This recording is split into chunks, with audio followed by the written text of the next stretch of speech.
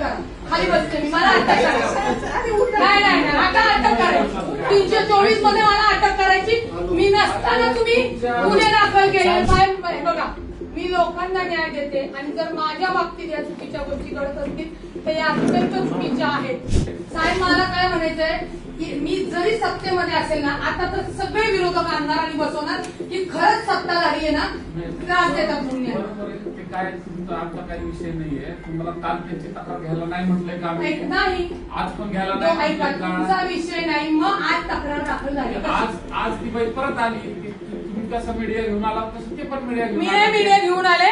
ते मागं आले, त्यांना सांगितलं मीडियाला पण की चुकीच्या बातम्या लावू नका. येते मारलं परत येते नाही मिटलं, परत येते मारलं.